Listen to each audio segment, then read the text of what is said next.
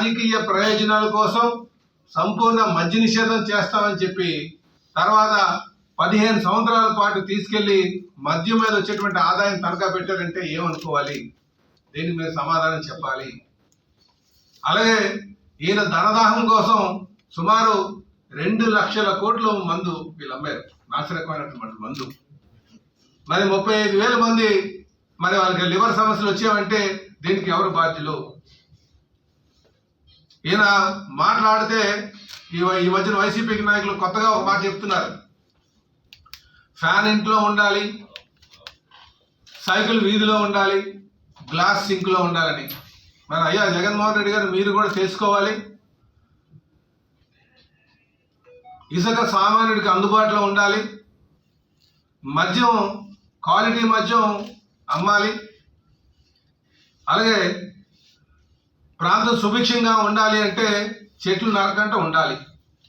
మీరు ఏం చేస్తున్నారా? ఇవి ఈయన ఎక్కడికి దిగిన ఫ్లైట్ మీద హెలికాప్టర్లో వెళ్తున్నారు, వెళ్ళిన హెలికాప్టర్ మీద కింద వచ్చి చెట్లు నరికాడు. ఏమనుకోవాలండి? అంటే జగన్మోహన్ రెడ్డి గారు మాట తిప్పరు మడవ తిప్పరు అని చెప్తున్నారు కదా. నేను చెప్పేది ఒకటే, జగన్మోహన్ రెడ్డి గారు పచ్చి అబద్ధాల కోరి. దేనికి ప్రత్యక్షమైన నిదర్శనం సంపూర్ణ మద్య నిషేధం అన్నారు, సిపిఎస్ రద్దు అన్నారు. మళ్ళీ నాకు మీ బిడ్డకు పేపర్ లేదు టీవీ లేదంటారు. మరి సాక్షి పేపర్ సాక్షి టీవీ ఎవరిదంటే మా ఆవిడదంటారు. ఏమనుకోవాలి? అంటే మీ ద్వారా మేము ప్రజలకి నాయకులకి తెలియజేసేది ఏంటంటే, ఒక ఉన్నతమైన స్థాయిలో ఉన్నప్పుడు ప్రజలు మిమ్మల్ని గౌరవించి మీరు ఎన్ని తప్పులు చేసినా ఒక అవకాశం అని చెప్పి మిమ్మల్ని ఒక స్థాయిలో పెట్టినప్పుడు దానికి తగ్గట్టుగా బతకడం అలవాటు చేసుకోవాలి, దానికి తగ్గట్టుగా మాట్లాడడం అలవాటు చేసుకోవాలి.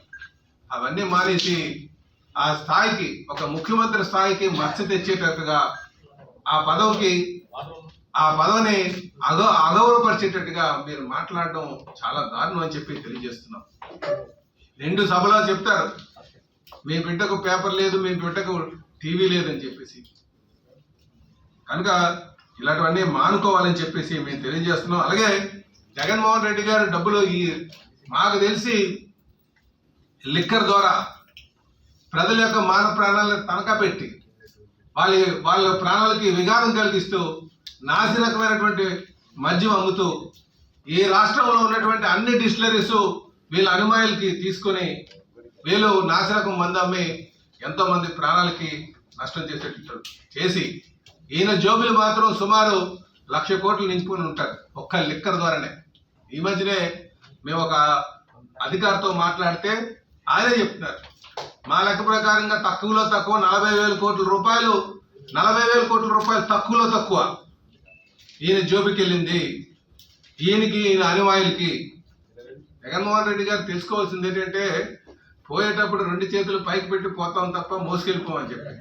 అంటే ఎందుకు ఈ మాట చెప్తారంటే, అవసరార్థం చేసేది వేరు, అవసరం మించి చేసేది వేరు. అవసరం ఎంతవరకు? ఇలా వేల కోట్లు లక్షల కోట్లు తీసుకొని ఏం చేసుకుంటారు, ఎక్కడికి పెట్టుకుంటారు? ఇది కూడా గమనించాలని చెప్పి తెలియజేస్తున్నాను. ఇందులో ఈ మద్యం వ్యాపారంలో మొత్తం జగన్ రెడ్డి గారితో పాటు పెద్దరెడ్డి గారికి, విజయసాయి రెడ్డి గారి ఒక సిండికేట్ ద్వారానే ఇది దోపిడీ జరుగుతుందని చెప్పి మేము తెలియజేస్తున్నాం. అలాగే రేపు రాబోయే రోజుల్లో ఖచ్చితంగా మాట తప్పినందుకు గాను జగన్మోహన్ రెడ్డి గారికి ఇంటికి పంపించాల్సినటువంటి అవసరం ఉందని చెప్పి తెలియజేస్తూ, రేపు ఈ రాష్ట్రానికి మంచి చేయగలిగేది ఒక్క తెలుగుదేశం పార్టీ, అది చంద్రబాబు నాయుడు గారు అని చెప్పి ఈ సందర్భంగా తెలియజేస్తున్నాం సోదరులారా.